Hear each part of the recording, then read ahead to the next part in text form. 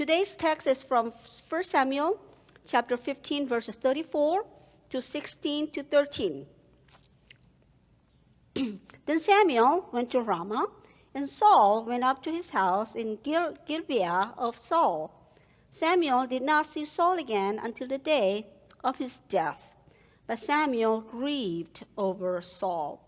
And the Lord was sorry that he had made Saul king over Israel. The Lord said to Samuel, "How long would you grieve over Saul? I have rejected him from being king over Israel. Fill your horn with oil and set out. I will send you to Jesse the Bethlehemite, for I have provided for myself a king among his sons." Samuel said, "How can I go? If Saul hears of it, he will kill me." And the Lord said, "Take a heifer with you and say, 'I have come to sacrifice the Lord.' Invite Jesse to the sacrifice, and I will show you what you shall do. And you shall anoint for me the one whom I name to you." Samuel did what the Lord commanded and came to Bethlehem. The elders of the city came to meet him, trembling, and said, "Do you come peaceably?" He said, "Peaceably. I have come to sacrifice to the Lord. Sanctify yourselves and come with me to the sacrifice." And he sanctified Jesse and his sons and invited them to the sacrifice. When they came, he looked on Eliab and thought, "Surely the Lord's anointed is now before the Lord." But the Lord said to Samuel, "Do not look on his appearance or on the height of his stature, because I have rejected him. For the Lord does not see as mortals see. They look on the outward appearance, but the Lord looks on the heart." Then Jesse called Abinadab and made him pass before Samuel, and he said, "Neither has the Lord chosen this one." Then Jesse made Shammah pass by, and he said, "Neither has the Lord chosen this one." Jesse made 7 of his sons pass before Samuel, and Samuel said to Jesse, "The Lord has not chosen any of these." Samuel said to Jesse, "Are all your sons here?" And he said, "There remains yet the youngest, but he's keeping the sheep." And Samuel said to Jesse, "Send and bring him, for we will not sit down until he comes here." He sent and brought him in. Now he was ruddy and had beautiful eyes and was handsome. The Lord said, "Rise and anoint him, for this is the one." Then Samuel took the horn of oil and anointed him in the presence of his brothers. And the Spirit of the Lord came mightily upon David from that day forward. Samuel then set out and went to Ramah. Please pray with me. O God of Old Testament, God of New Testament, you are the message to us from age past. We come to you today for you to open our hearts, our minds, and our spirits to be blessed by you, and may the words of my mouth and the meditation of our hearts be acceptable to you. Amen. So many years ago, when I was a licensed clinical social worker, we had a decision to make where the files we were getting handed to us with the cases of the children that we were to counsel, they were debating whether we should have a picture of the child on the file. And a vote was asked of all the therapists to see what they thought about it. I was completely against it. I did not want to see pictures before I met with the child and family. And this is based upon what we call the halo effect. There was an experiment by Solomon Asch in 1946 where participants were shown a series of photographs of individuals and asked to rate them on various personality traits. The catch was that the participants were shown either an attractive or unattractive photograph of the same person, randomly assigned, and the results revealed a clear halo effect.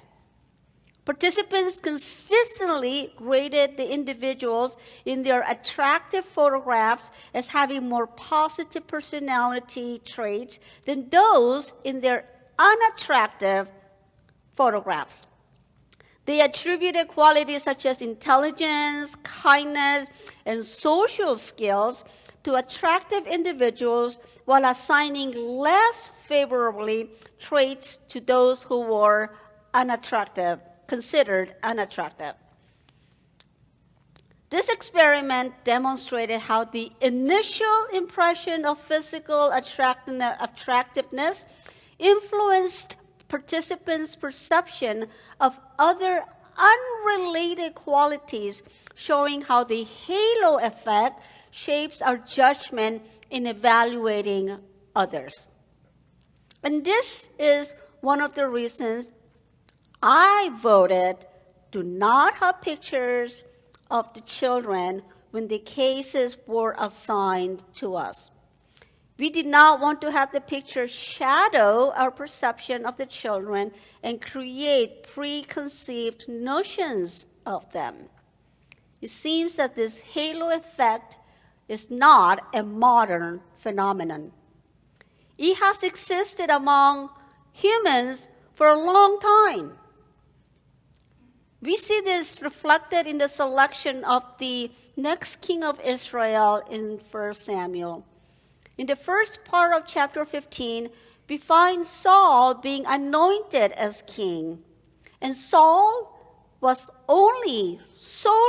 mostly selected because he was tall, handsome, and strong.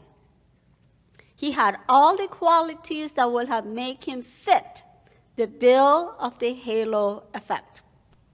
His attractiveness was believed to make him a good leader. God told Saul actually to fight the Amalekites and to destroy them completely. That was one of his tasks as a king. Saul did not follow the directions of the Lord, and God was regretful that Saul was made king, for he did not follow God's commands to destroy everything, and instead he took spoils of war and spared the life of the enemy. Saul was then dismissed by Samuel and did not see each other again, and Samuel grieved others over Saul. But God was ready to move on. He wanted the next king for the people of Israel. And led by God's Spirit, Samuel goes to the house of Jesse. As I read to you, he went through every single one of his sons, at least the 7 oldest sons, and none of them passed. Samuel had it in mind, his conceived notion that the next king would be like Saul, tall, handsome, and strong. But God said, do not look at the appearance of the height of his stature, because I have rejected every single one of these sons, because I do not see as mortals do. We look at the outward appearance, but God looks into the heart. So finally, Samuel said, do you have anybody else? Any other child? Yeah, we have pretty much the runt of the family. He's out there somewhere shepherding. Samuel gets to say, go and get him. And sure enough, this is the one. Now God said, rise and anoint him, for this is the one. Sometimes I wonder why God made Samuel go through all 7 of them. They couldn't sit down to eat dinner until they had to find the next king, and they had to go through all 7 of them until they find David. What did David have that the other 7 brothers did not have? It is apparent that Jesse the father didn't think that David stood a chance of being king, for he sent him away in the field on an errand. Father did not think much of him. The brothers probably believed that as the runt of the family, David would not have the seniority to be selected for such an important task. I find it interesting that after all, even after God said that he did not care for the appearance but the heart, David ironically ends up being an attractive young man. Maybe good genes ran in the family. I don't know. But what made David different? Not only from his 7 brothers, but also from Saul. The first clue that we have is that God does not see us as mortals see. We look on the outward appearance, but the Lord looks on the heart. I believe God is full of knowledge and foreknowledge. What do I mean? He knows ahead of time what kind of choices we are going to make. I believe God gives us the power to choose. We call it free will. It is up to us to decide if we are going to follow the ways of God, even as we don't understand God's ways or the way we think we ought to go. Last week, the message centered on the wills that we must choose. God's perfect will or God's permissive will. And if you're interested to listen to that sermon again, go to umcto.org. That's our website. And there's an archive of old sermons that goes back to, I think, the beginning of COVID, right around that time. So that was the topic last Sunday. Permissive will or God's perfect will. God does not see people or circumstances as we see it. Appearances are not important. Degrees on the walls are not important. Eloquence is not important. Resources are not important. Connections are not that important.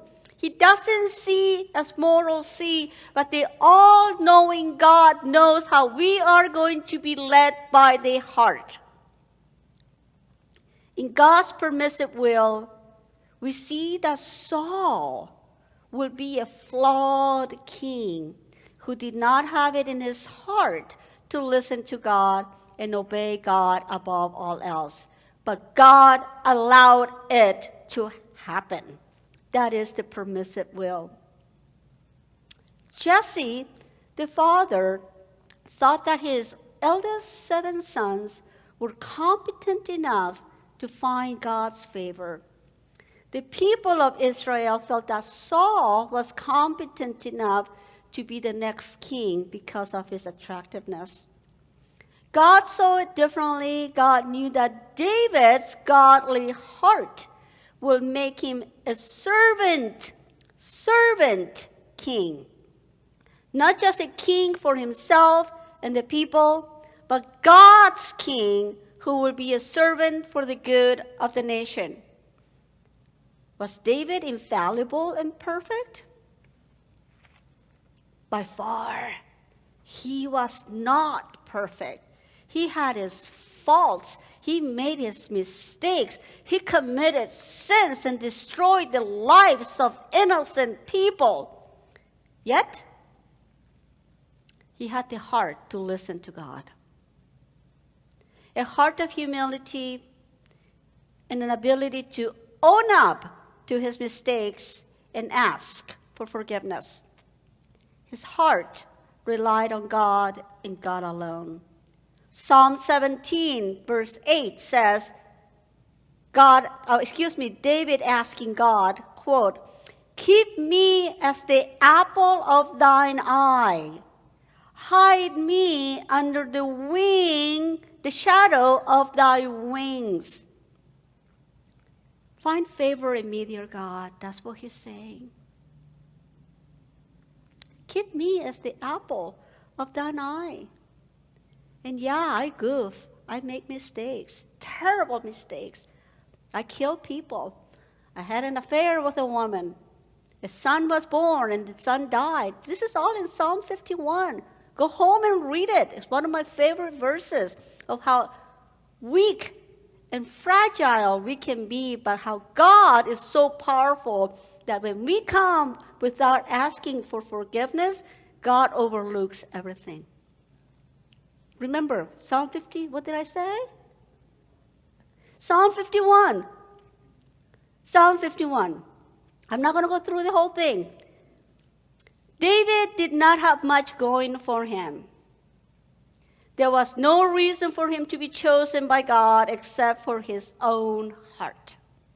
And the heart is a powerful instrument, my friends. It guides us and leads us. It can be a dependable way of knowing how it is that God is guiding us. God uses the heart to speak to us. We may sometimes refer to that feeling we have as gut feeling.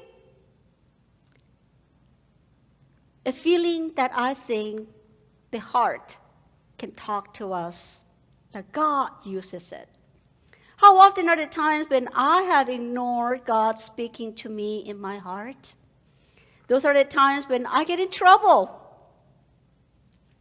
There were times when I second-guessed what I knew deep inside was right, or when I yielded to pressure from others to do something which my heart told me was not the wisest thing to do. Every time, hindsight tells me I should have trusted my heart. I believe God has put a good heart in us to help us to listen for the very word and the perfect will of God. I think this is something that we need to hone and train. We don't come to this world with a manual that says how we do this. We have the Bible, absolutely. And that is one way we can train and hone our hearts to listen to God. Especially nowadays, friends, we are so bombarded with so much information. It's like information overload. Would you agree with me with that? Yeah? We deal with information all the time. We have the news, not so good advertisements, all so self-serving. Social media, which makes you feel like less than you are. It's like you watch on Instagram and every house is perfect, and everybody looks perfect and they all have the perfect life. The voices of those who think they know better or they think they have your best interest. We need to tune our hearts instead to be in tune with God. We need a heart tune-up every day. And because this is so difficult, we falter in how we listen. How to listen. And we don't know how to obey because we don't know how to listen. Would you listen to the voice of God? Listen to what your heart is telling you. Listen to the voice of God speaking to you through the hearts that God has given you. Listen to the voice of God through those that you trust and love and you know they're praying for you. I don't need a show of hands, but do you pray for your loved ones? Do you? Do you tell them you're praying for them? Do you know how powerful that is to know that the people that love you the most are praying for you? Right after church, right after root beer floats, call or text or send a message to those that you are praying for. That's just one task I'm asking you to do today. A simple text. I'm praying for you. I get goosebumps knowing when people pray for me. and that I pray for you. And this is my opportunity to tell you that I pray for you. But that's how we learn to listen to God, through our hearts, through the people that love us, through the prayers of others, and through training ourselves to not be self-centered, not be socially centered, but to know that God and Jesus spoke to us when he said in Luke 12:34, For where your treasure is, there your heart will also be. I hope the treasure in your heart is God, utmost and most importantly. I think this is another way of saying that when God is in your heart and your heart is with God, you treasure God above all things. Then you can trust your heart. Does that make sense? If God is in your heart and God is the treasure above all things, then you can trust your heart. Given half a chance, your heart will lead you where God will have you go. And as a church, we celebrate our United Methodist Church logo, which is, do you know what it is? It has the word open 3 times. Thank you. Open hearts. Repeat that after me, please. Open hearts. Open minds. Open doors. And as such, let us open our hearts so that the Spirit of God will speak to us as a church and as individuals to guide us and to direct us in the ways that we all reflect the openness and the goodness of God in Jesus Christ. In a few moments, I mentioned it earlier in the beginning, the choir will lead us to a beautiful song, The Good, Good Father. It sings of the perfectness of God's love to us in all of his ways. You are perfect in all of your ways, we sing, and he bestows on us the most perfect love. And we pray that on this Father's Day, that we also take on the perfect love of God and train our hearts to be heart ears, so that we may listen to have open hearts ourselves. Be a community of open minds, and be a church of open doors, so that all will know that we don't have to have the perfect body, the perfect life, the perfect pedigree, because we have a God who looks at the heart and not the outer appearance of a pastor who's only 5 feet tall. Thank God. Thank be to God. Let us be aware of our tendencies to halo effects. We do that all the time. Whether you believe it or not, we do.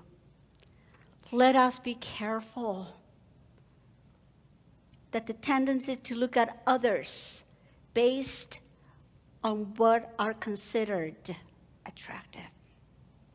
Remember that we are all created in the image of the good, good Father, who when he created us, he called us very good. Imagine that. No matter what other people have said to us, no matter what our parents or fathers have said to us that was not perfect, the God Creator calls us very good. And you guys are not very good at telling others that you're very good. I tried that last week. So we're going to try that one more time. Turn to your neighbor and say, God said you are very good.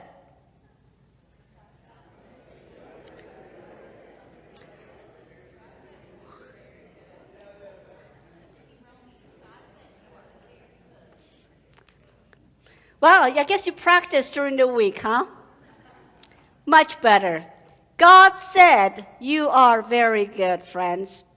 And he calls us very good, each and every day.